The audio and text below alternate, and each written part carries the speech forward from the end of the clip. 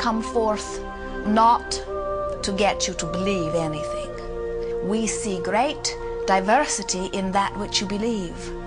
And in all of that, there is perfect balance. And so we come forth not to alter your beliefs, but to reacquaint you with the eternal laws of the universe. And we are here to express all of that to you in detail. Let's talk a little bit about the nature of desire from, now don't get freaked out, a quantum physics point of view. Oh my God, this is going to talk about physics. I don't want to listen. Relax. You're going to enjoy this.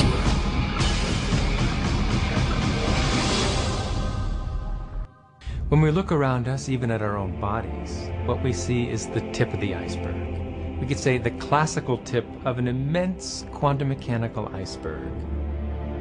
Everything in the universe is energy. Your body's energy. The room you're living in is energy. Everything you want is energy. And that's not a new idea. A fuzzy-haired guy in 1925 wrote on his chalkboard, E equals mc squared. And we couldn't grasp what that meant. What that says is on one side of the equation is mass and light and everything that we perceive, but it all equals energy. Everything is energy. And let me help you understand that just a little bit.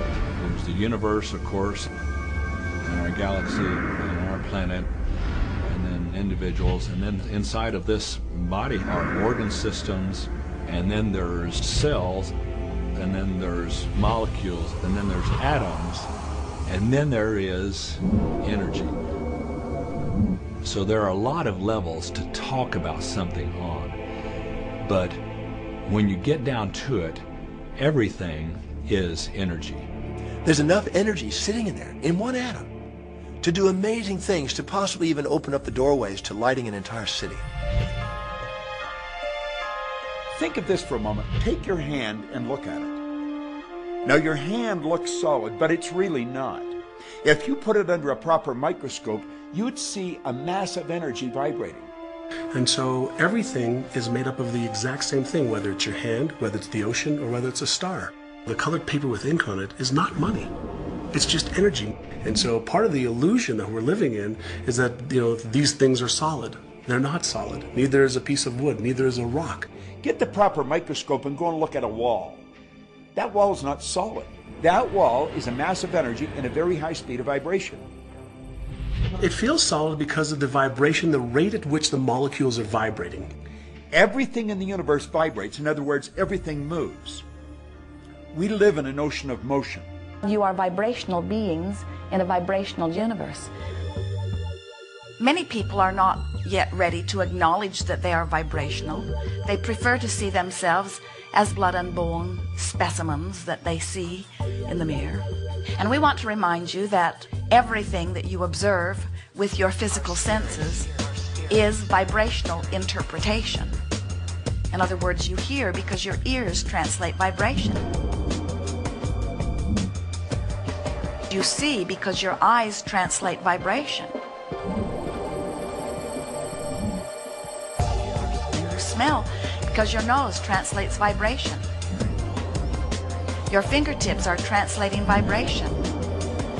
Your tongue is translating vibration. All of your senses are about the translation of vibration, and that's why you are able to perceive your environment in the way that you do. So it's very difficult for us as scientists or engineers or medical doctors or anybody to come to terms with the fact that what our senses are telling us is really not the whole story. We've been so taught to live with our physical senses, hear, see, smell, taste, and touch. But our physical senses lie. Our physical senses don't tell us the truth. If you only judge by your sensory factors, you'd believe the sun took a bath in the ocean every night and burrowed through the earth and was reborn on the eastern shore the next morning. I mean, the ancients used to believe that, but now you know better than that. If you judged only by your sensory factors, you'd believe that train tracks met in the distance. But you know better than that, and you turn away from your senses. If you lived only by your sensory factors, you'd believe that a dog whistle made no sound. But you know better than that, so you turn away from your sensory factors and you stand out in your yard and you blow away. And yet how many times, if we're not careful, do we find ourselves living at nothing more than the sensory level? If we take a look at everything in the universe, we know from a scientific perspective is made up of something called energy. So what do we know about the properties of energy? Number one, all energy has a vibration. All energy has a vibration. It emits a frequency. We are frequency generators. If you get close to someone's skin, you can feel infrared energy being given off. If you look at them, you're seeing light energy given off. We now have scans where you can put a machine around somebody's head instead of putting the electrodes on their head, and perceive and record the energy that their brain is giving off. The most potent form of energy, by the way, is thought. It penetrates all space and all time. Every thought has a frequency. We can measure a thought. What most people don't understand is a thought has a biochemical and biological property. Every thought, which means it has a frequency.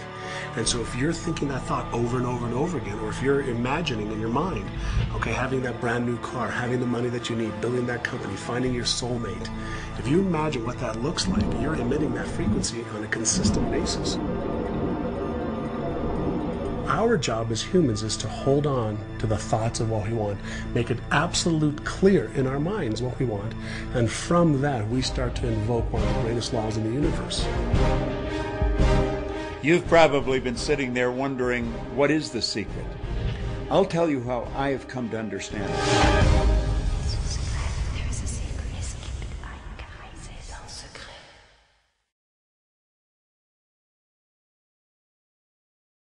Amega Global's most demonstratable product is a wand. It looks like a stainless steel pen, except the end where there should be a ballpoint, there's no ballpoint there.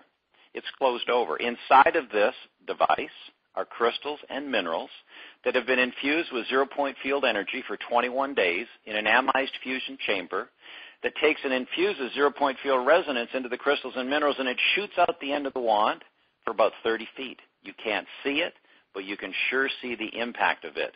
There's some simple demonstrations that can be performed with this wand to validate the existence of zero-point field energy. For example, you simply take a lemon, cut some thin lemon wedges, set them about 2 feet apart, put them on a plate, wand the one for about 45 seconds in a clockwise motion about an inch above the lemon wedge, and taste it, and then taste the unwanted one.